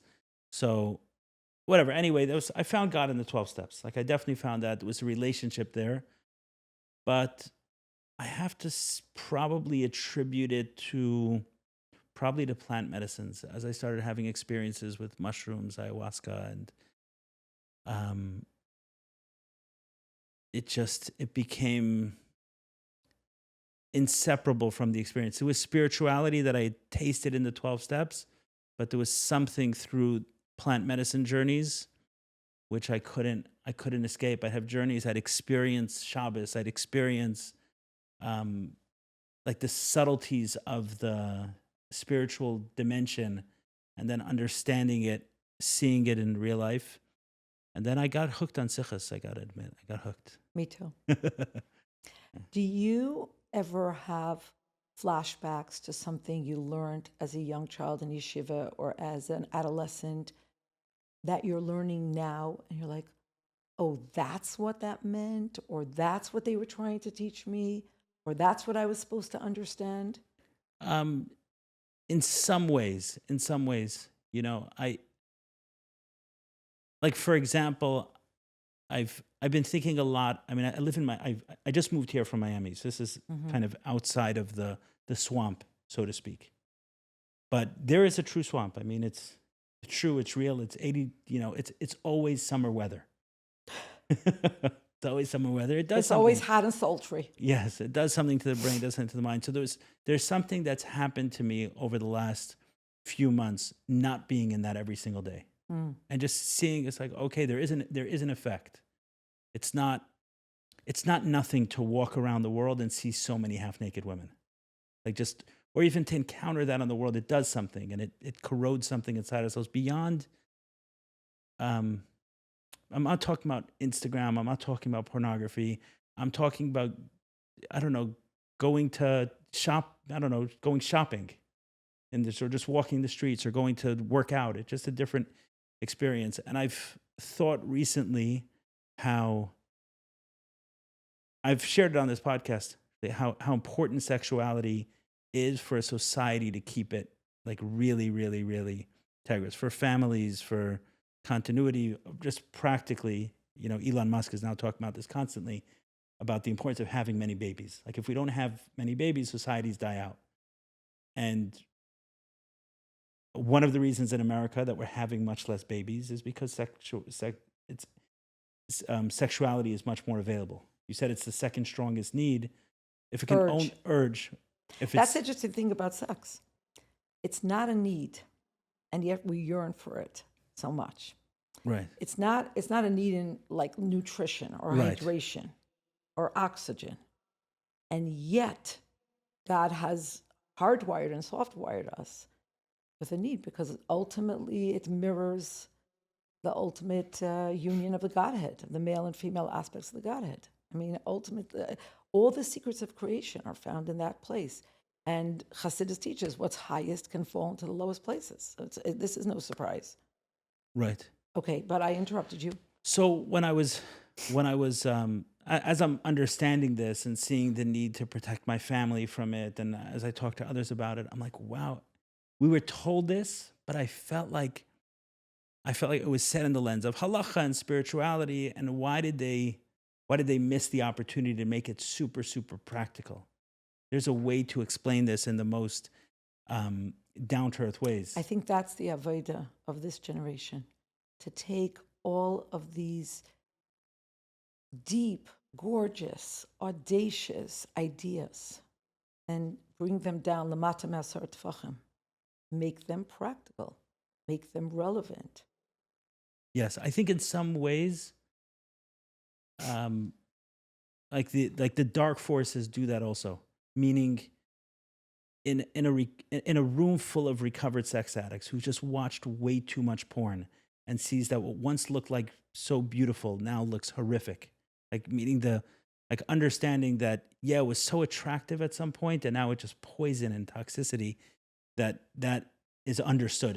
It's felt in a very real way that we preserve sexuality or it destroys us. It's kind of the only choice. And I felt, as one example, those opportunities. As I'm thinking, I have, in addition to plant medicines that affected me on religion, COVID affected me greatly. And I'll tell you why. Tell me a little bit more. So what I realized early COVID is that everyone's religious. And I didn't quite understand this until then. So my family is young. My oldest is 6. COVID started. I had 3 children, 2, 1, and a newborn. And I saw how those who considered themselves secular were very likely to get swept up in COVIDism. Things that made Totally unmoored, untethered. things Like that you become like flotsam in the ocean. things that made no sense. So people who were That became their religion. people who were, let's say, very focused on health, were willing to attack, the pharmaceutical industries and the big food industry and everything else, and suddenly became very excited about a vaccine when every other vaccine before then they may have had a question about. But I'm like, wow, this is, and you try to talk to them and reason with them, and it was a religious belief. I had someone come to my home in Miami. They were living in California, and we're having a dinner party, and they said, please don't take a picture. I don't want to post it. I said, why not? Oh, I don't want my friends in California to see me. that I'm doing this. And I asked them, do you think they're doing the same thing at a dinner party and not wanting a picture posted? And what I started encountering was that people who were religious in their lives, Jewish, Christian, otherwise, Islamic, and I have, my network is broad. I interact with a lot of people from all areas, that they were less likely to get swept up in this crazy religion. And that was another thing also that made me realize that everyone has a religion. Everyone You have needs to anchor yourself in something everyone needs transcendent. something they believe on faith. And if I don't give my children Judaism, they're very likely to adopt something else. So we didn't go in, kind of head first, but it's been a slow, continuous process in the direction, learning more, Shabbos, kosher, Taras Shachar, and then, me and my family slightly on different wavelengths with it to some degree, but it's moving in a certain direction, and I think it'll continue to. I noticed a sign when I came into this area that this is an equestrian safe or an equestrian community or equestrian friendly community. Yeah, and I actually like horses and learned something fascinating, that when you get on the horse and you want the horse to go in a certain direction, in addition to what you do with the reins, you have to point your head in the direction that you want the horse to go. Is that right? Yeah. And I found that fascinating. I was like, obviously the horse can't see where your head is. Why would that matter? But the guy explained to me that your head weighs a lot. And horses are exquisitely sensitive animals, which is why they're so good for various therapies. They could feel the shift of the weight when you move your head in a different direction, so they know where to go. And I thought to myself, that's an amazing metaphor for chinuch, for education. It's an amazing metaphor for marriage. In what direction have you shifted your head? And then everything else will follow. It's really about Chabad. What's going on here? What are you immersing yourself in? What's feeding you? What's fueling you? Yep. In what direction? Yeah, I guess maybe something there about, right? It says the man is the head, right?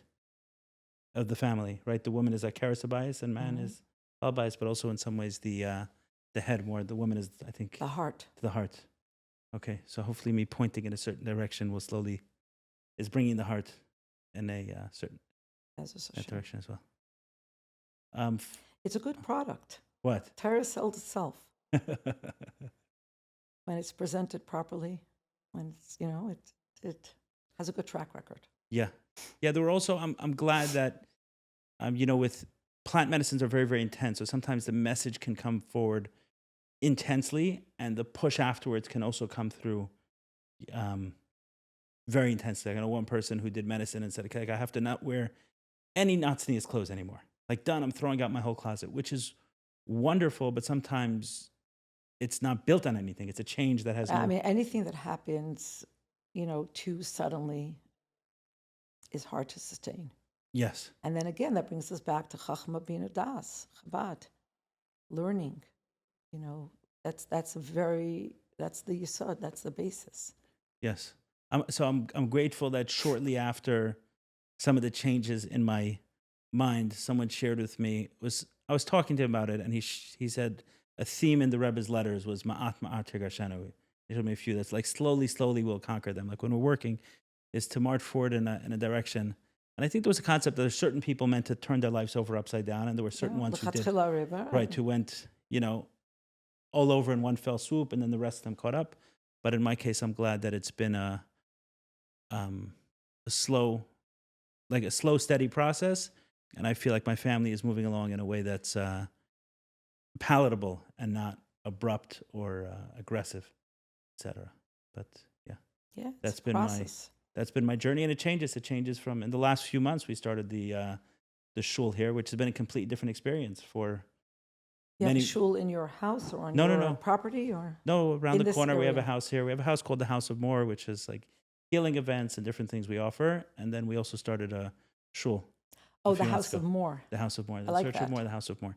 Yeah, so it's around the corner from here. And Rabbi Avi Wolf and Leah Rabashkin are the rabbi in Rebbetzin. Nice. So that itself has changed our life dramatically. A Shabbos here, with horses next door is different than a Shabbos going to shul and whatever, everything that is accompanied with that. So it's been a beautiful journey. It's a very Hasidic tnua. What? More. The Rebbe always said more. That which is living must grow. More. Right. Always wanted more. More. Kept pushing for more. Yes. Beautiful. Final thoughts before we...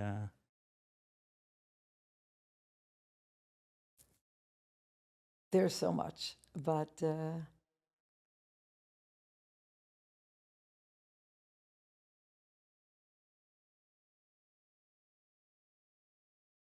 nothing specific comes to mind at this moment. Okay. So I thank you for coming out here. I thank you for the boldness in writing the book, the way you carry yourself, a lot of clarity, conviction, but also pleasantness. Thank you for the opportunity. Yes. I hope you have the opportunity to share your message with many people, and that the book has a desired impact to inspire many more. I was very encouraged a couple of months ago. I saw a video of Yossi Paltiel talking about pornography addiction, and I said, "This is impressive. It's nice. It's nice to see that others are speaking, because there are many different. My face will respond like one person will respond to my face. Somebody had to be the someone else. The Nachshon ben Aminadab, the one that jumps in first when everybody's at the sea of reeds and they don't know what to do, and one man had to jump in, and then everybody else was able to follow.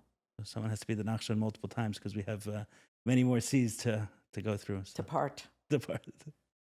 Thank you so much. Thank you for coming on. As long as we can stop hiding our heads in the sand and engaging in the ostrich syndrome and recognizing the seas that need to be parted, we're okay. Right.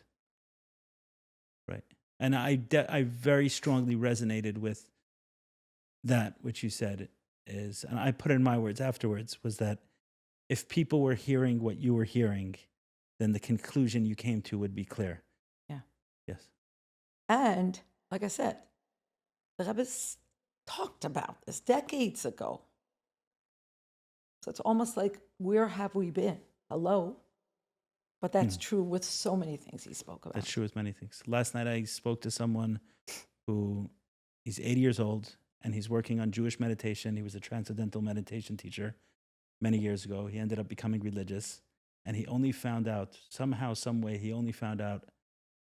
8 or 9 years ago that the Rebbe spoke about transcendental meditation, and there has to be a Jewish meditation. Yes. Contrast, and he's working aggressively on that. I was very excited to meet someone 80 years old with his passion and energy and excitement. That's unbelievable. All of these, you think about it. The Rebbe was speaking to a group of people, some of whom only spoke Yiddish, okay? And they were immigrants from Russia. And the Rebbe is speaking about these progressive, bold ideas like prison reform. Like, do you think anybody knew what he was talking about? How integral it is for there to be a moment of silence like all these ideas you think about, they're like cutting edge. They're like, it took decades and decades for them to be unpacked. But thank you for sharing that. I'm so happy to hear that. There was a Dr. Landis, Alav Shalom. He spoke a lot about him, yeah. So that's the name that comes to mind as somebody who tried to do what the Rebbe wanted. I think the Rebbe asked Rabbi Aryeh Kaplan of blessed memory, but I don't know if anything came of that. He has a book called Jewish Meditation. Yes. Aryeh Kaplan, yeah, I heard But I some think the things. Rebbe wanted him to like concretize that more, if I'm not mistaken. And Dr. Wolf, from Australia, Label Wolf, has done stuff, but the time has come. Yes. All right, thank you so much. I appreciate you coming on.